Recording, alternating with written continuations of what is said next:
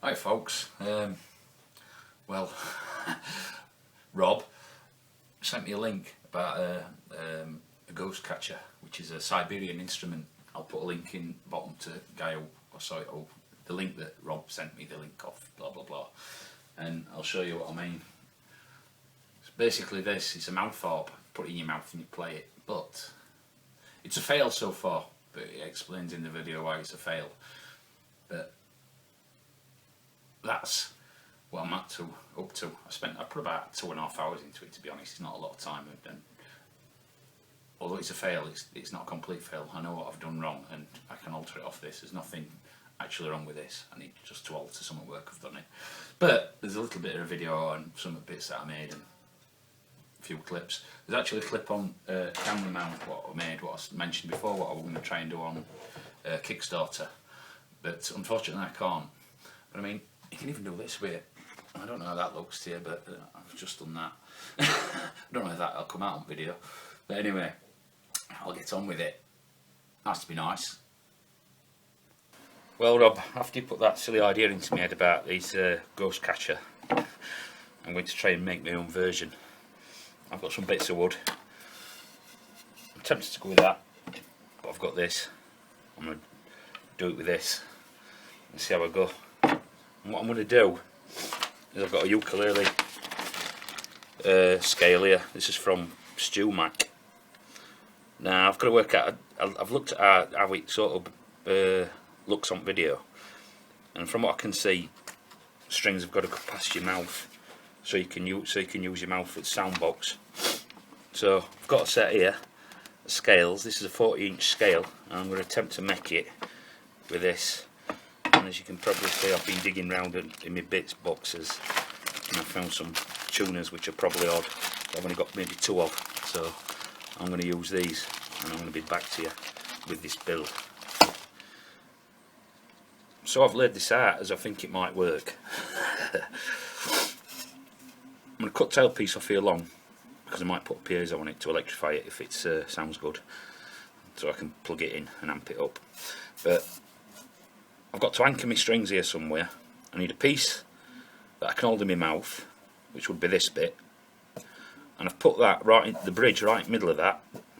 Reason being is that's highest vibration point, so if you're playing it using your mouth at sound chamber, I'm guessing that's where you want it. I'm guessing you might learn by my mistakes here if you haven't, anybody else wants to try and make one.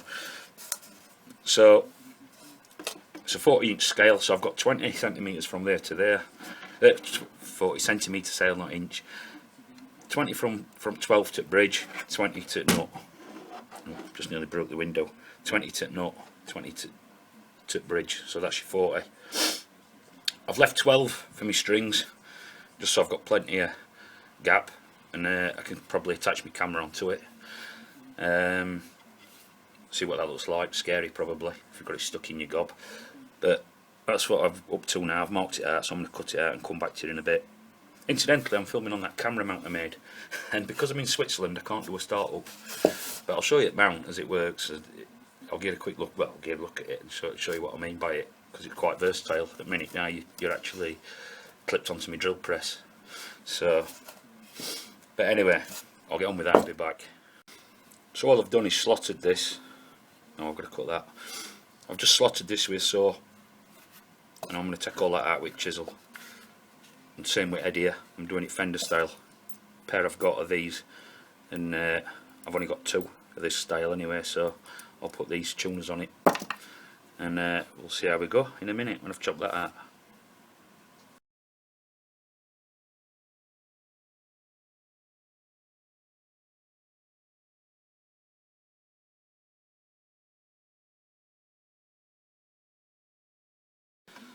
So I've cut them out and sanded it roughly. I'm not going any further than this with sanding because it's proof of concept. On original design they finish about here and the string seems to go past, so I might be wrong here on bridge. You can't see that.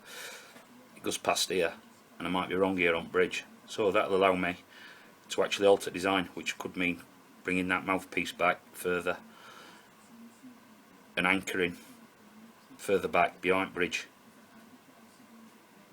just to see, but I'm going to test this and see if it sounds like it should do. I'm just going to obviously drill holes and put things in. I'll do that and I'll show you, see what it sounds like, and if it works then it's good. I'll finish sanding it. If not, then I'll do alterations that I need to do.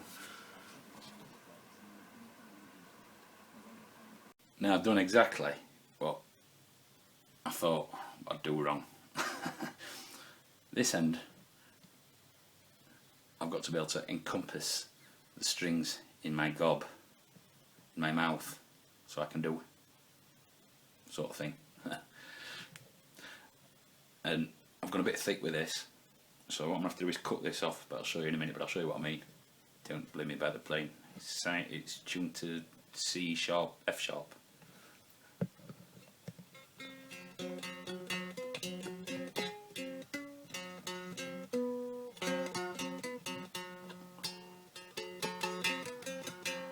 I want to strum it, but I can't. But problem I've got is, as well, if I can get my mouth in here, which you can on the original sort of thing, you can see sort of where you're fingering. I've marked frets on here which would be right for this scale. So I know what I've got to do. I'll give a better look at it in a minute. Well, right now. So what I've done wrong, I think I tried to outthink myself, but what I've done wrong is, alright, this is my bridge, but what I'm going to have to do is cut this off here and attach my strings into this end,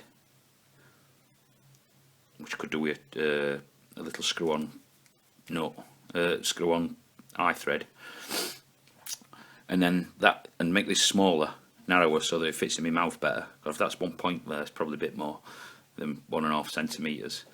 But you know, I've got a big gob.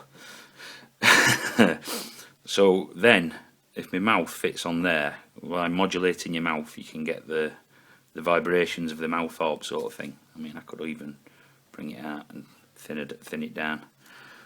I mean, the rest of it works alright. Obviously, I've gone high tech and I put a screw in here as my nut, but that works. I haven't done any shaping on back. Back could be narrower, so that you can get your fingers to the strings better. Plays as a strum stick. And again, I left plenty of room on here for various things. You can clip camera onto it like I just did, and could also put a piezo on here, maybe. I mean, you get the drone with piezo. Whether you get the actual modulation front mouth, I'm guessing you won't. But that's what I've done wrong, so that's what I've got to alter. Incidentally, this is a camera thing that I built, or that I've made. It just because obviously I do a few YouTube clips, and I needed some hands-free, so sorry about the glare. Probably getting some sort of feedback. So, but that's basically it. But it clips to anything. I've clipped it on poles, I've clipped it on trees, I've clipped it on water pipes, I've clipped it on guitars, clipped it on a post so I could look at my gutter in garage, see how much it needed cleaning. But it's obviously got all movement, and I wanted to do it as a Kickstarter, but because we're in Switzerland, can't do a quick Kickstarter apparently. So, but it works great. It clips on any cameras or any phones I've got, and I would alter this if it were going to be a Kickstarter so it fits every phone. But like I said, it's basically that. It's there is some changes what I do with with mount, just for a bit more versatility, but that clips on absolutely anything just about. If I've got a bigger, well, you can put a bigger clip on it, couldn't you? Clip it on to anything. That's a bit of a neg we Kickstarter there.